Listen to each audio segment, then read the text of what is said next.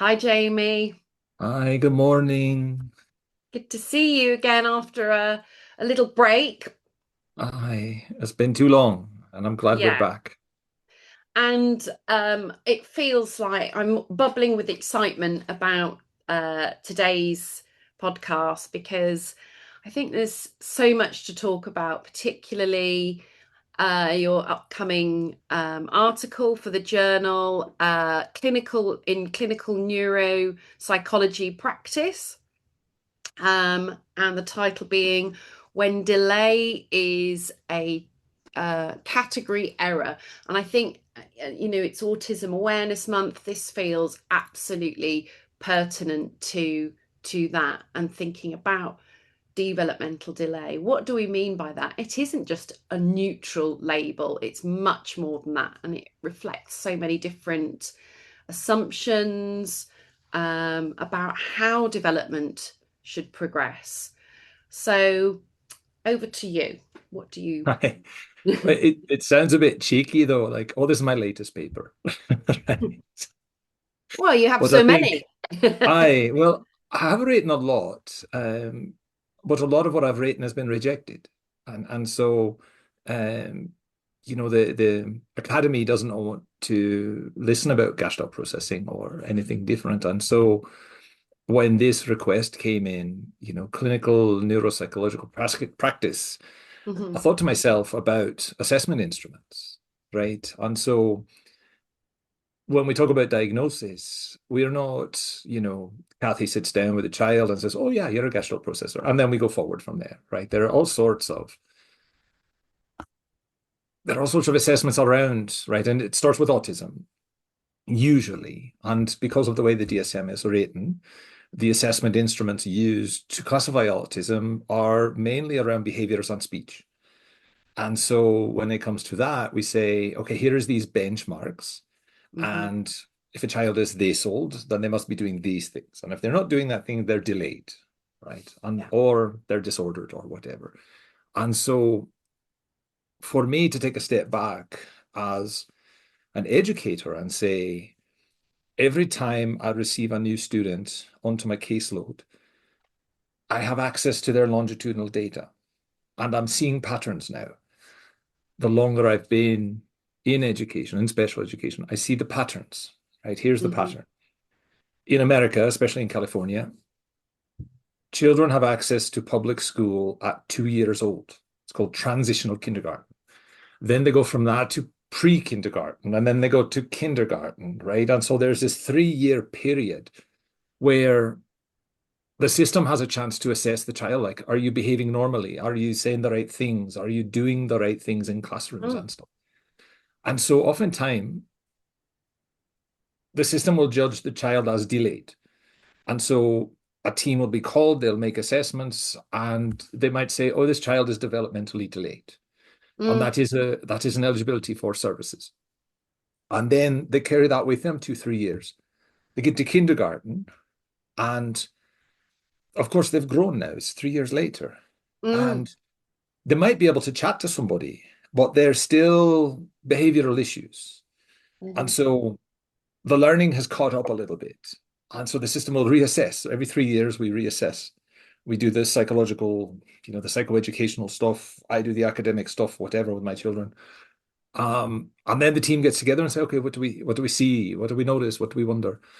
And oftentimes it goes from developmental delay to autism Mhm. because the learning has caught up and the behaviors are still there, the odd behaviors or whatever, the isolation behaviors, repetitive behaviors, whatever. Maybe echolalia is present, who knows?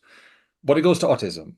And then in a very large segment, around second grade, when they do the next 3 year assessment, the child has made a friend. They've actually chatted to this friend. And so now, of course, they can be autistic, right? Because they have a Mhm. friend and they can chat to that friend. But they're still learning disabilities and they're still learning delays. And perhaps there's phonological delay, perhaps there's verbal memory delay, these types of. And so the system, okay, maybe there's a speech and language impediment, or maybe there's a specific learning disability or impairment. And so that's what they'll carry with them until they get through the end of school. And so when I see them in high school, I see a lot of these specific learning disabilities, and then you go Mm, longitudinally, you see this pattern, right? When I chat to them, I see the repetitive behaviors. I see echolalia. I see scripting. I see the mm, panic at the WH questions and all of these kinds of things. And so I kind of use my decoder ring to find Gestalt processors, and I find them. And so I've seen this pattern. And so part of, this invitation to submit the paper was, is the system misreading autistic development? mm. Is the system misreading Gestalt processors, like Yeah, ignoring them by misreading them? And so yeah. from that standpoint, I put on my PhD hat and say, what is the validity of these instruments, right? Does it do the Mm, thing that it's supposed to be doing? yeah. And so that's essentially what the paper is about, is identifying these errors and Mm, just kind of being plain about them. yeah. And from my past life in forensic science and validating tools and stuff, I think the autistic mind is very good at doing validity work. Hmm. What is the purpose of this thing? Does it fulfill its stated purpose? Right. The Yeah. purpose of a system is what it does. Right. So what does this thing do? Um, and so, 10 or so pages later, we get to the end of it to say, no, it actually doesn't do a very good job at all. And the journal is written towards the people that make the assessment instruments. And so I've gone beyond yelling at naysayers and speaking Yeah. to choirs and stuff to talk directly to the people that are making these judgments, right? Mm. And so I think from that standpoint, it's a departure a bit, but not, right? I think it's the logical extension. We've made the argument that we exist, right? And now, okay, what's the problem? And I think I offer a bit of a solution, but the industry has to kind of decide where that's going to go. And I guess it feels certainly within not just my profession, but within professional networks with colleagues, that there is definitely a community that is wanting these answers, that's wanting to look this concept of developmental delay, developmental language delay. And when we look at the norms, it reminds me of this podcast I was listening to literally yesterday with Warder Farrer, who's a speech and language therapist here in the UK and academic researcher, and just saying, look, lots of these, why are we still talking about comparing children against these norms that were actually um, sort of created like a century ago almost. I mean, it's just, it feels like it's crazy. And it's like we're not moving on. But now it feels like there's sudden this, certainly within the circles in our community, Jamie, that we're wanting to find more answers, more to move things along rather than being stuck with a system that talks about developmental delay, because it's comparing a Gestalt language processor against a totally different style of language acquisition, which just it doesn't make any sense. Well, you've said a lot. There's a lot to Sorry. unpack there. Oh. But it does make sense from different perspectives, right? So Okay. you use the word norms, Mm, and as someone who has taught statistics in college yeah. and wrote the curriculum that I taught, norms are created, right? When we talk about norms, we talk about normal distributions of data, right? These Hmm. values. And as they gather around a central point, and we call this the norm, and then somebody like me is several standard deviations away from that norm. And we Yeah. get deviant out of that or whatever. But some of the questions that I've been asking is, well, who is in that sample? Mm, You created this norm out of these datas. Who's in there? How many yeah. autistics are in there? Right? Given that we're maybe 2 to 5% of the human population, if you're doing a convenience sample, in your school district or whatever, how many autistic people are in there? You know, Hmm. from my own context, my school district is almost, I don't know, between 90 and 95% Hispanic. So we Hmm. might ask, how many African Americans are in there? Yeah. Right? How many indigenous are in there? How many Asian Americans are in there? Beyond just the cultural and racial demographics, we have to think about cognition also because of, who we are, you and I. Yeah. So how many gestalt processors are there? And the answer is you don't know because you don't assess for that, right? So we talk about these norms and what is in that norm. When I look at testing instruments, the Woodcock-Johnson, etc., and then I can go back and say, let me see the validation study for this. Sometimes there is one or many. Woodcock's been around for a while. And then I want to know about the sample. How many autistic people were in that sample? And the answer is they don't know No. because they didn't register that. We have all of this madness around a particular online enrichment platform that everybody in America is using called iReady. That is private equity backed and is being sued in class action now because it doesn't actually work, right? Yeah. And so when their representatives come to train us on this, that we're to use this in our classrooms and such, and I ask about the validation, how many students with IEPs were in that group that validated it, and Mm. the answer is they don't know, right? And it gets worse from there because when I found, in several instances, not just with that tool but with others, you have these businesses that specialize in getting that credential from the government that this is evidence-based, right? But Mm. they do it by miseducating half of a school so that theirs looks good. And you can see this in the Yeah. study design, right? So when we talk about norms, that's a very important discussion to have. You Mm. know, you cannot take like, and this is another argument I'm having with the maths curriculum that I am made to use. I'll say that very Hmm. delicately, where the developers of the curriculum say, oh, it's evidence-based and it works well in an urban setting. So then I ask, which urban setting, right? Because I'm at a Title I school, which means I'm surrounded by poverty. I'm in Yeah.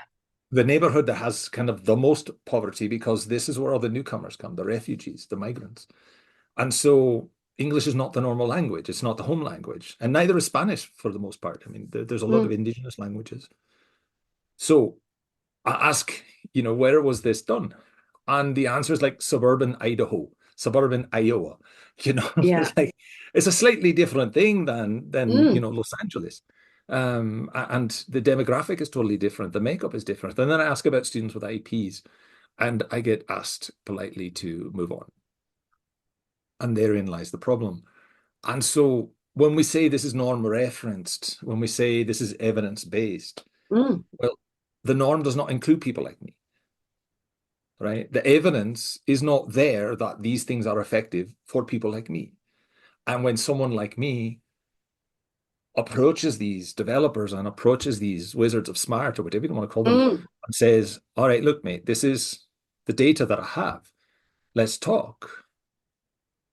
There's no time. There's no desire. And so part of the newest paper, the latest paper, very cheeky, right, is to speak directly to the people that are writing these assessments to say, all right, look, here is experience, right? So it's a bit of auto theory again. It's a bit of autoethnography. It's a bit of opinion. But I think my opinion in this case is relevant, right? So Mm. I've written different places and at different times about stage zero, right? The script garden, if you will. And every time I've changed location or every time I've changed career or been promoted, there is a script garden. There is a stage zero for me because I don't have the scripts for that. And so, how long should that take objectively? How Mm. long will it take for a Jamie with Jamie's high language support needs? How long will that take? What is the norm reference that says, oh, well, she should take this long? Yeah. What if it takes longer? Am I delayed? Right? I think these are very simple questions, Yeah. right? How long should I stage agree. zero take? And Hmm. stage zero is not something, and I argue this in an upcoming piece, it's not something that as children, you go through stage 0, you gather your scrapes, and then you're in stage 1 and you're doing echolalia, and then beyond that, and stage 6, and you're done. Right now, you can be fully analytic. When I was elected to public office, I had no scripts. Hmm. So I was quiet for months because I did not know the language of this office that I had been elected to, Yeah. right? I was certainly qualified, but I had no language for operating in a public hearing. I've chatted to other people about my time in forensic science and the absolute panic around cross-examination and testimony in court. I have Hmm. no script for that. I don't know what's coming. I kind of prepare for cross-examination, especially very good ones. And so I kind of learned over time how to manage that. But for a lot of times, I kind of treated myself as a hostile witness, just yeses and nos, right? How long should that take, though, in a career, right? Mm. The problem for me in teaching was there was no room for stage 0. So I had to come in ready to go. Yeah. That is massively panic inducing, right? For someone like me. And so part of the discussion is how long should this take? Part of the discussion is do, and I want to say this very gently, you people understand that stage 6 is not the end, that Yeah. you will have several stage 6s in your life. You meet somebody new that you really, really fancy. There's a stage 0 as you're sorting out, as you're getting to know each other and you seem quiet. You know, I don't know how to put it any more plain than that. And Yeah. so, from that standpoint, I've got a lot of things moving right now in writing and in speaking. But that's kind of the essence of it, right? Yeah. How long will you give me in stage 0 as an adult? I'll give you as long as it takes. Well, you will because you're sweet. But when I come into professions, Yeah. right, how long will the job give me, Yeah. right? I've said elsewhere, about therapy. How do you do talk therapy if you don't have scripts? Yeah. Are you being avoidant, right? All of these kinds of things. And so the more awareness we can get of gestalt processing and what that means, that is not just a language thing. It's an everything. It's a whole Yeah. department. And I know we've talked about that. Hmm. But the people that are writing these assessments, they don't even know we exist. And it's Yeah. obvious. Yeah. It's yeah. So what is the answer? Well, part of the answer is the why. Yeah. And I know Gestalt processors hate why questions, but why do this in the first place? Why do these things exist in the first place? Right? And we have Mm. to go back more than 100 years to understand why Yeah. they exist. Why was Asperger's the way to go in the West and not the way the Soviets did it with Sukhareva, right? They went for categorization and exclusion. The Soviets said, we just lost 30 million people. We cannot lose any more. So let's figure out what to Hmm. do. And you have Vygotsky and his crew saying, the social functions of language and let's get everybody talking. And, you know, you look at the West and say, these have always been about exclusion, all about sorting, right? Yeah. And part of No Place for Autism, the book, is a description of that sorting function. Know your place, Jaime.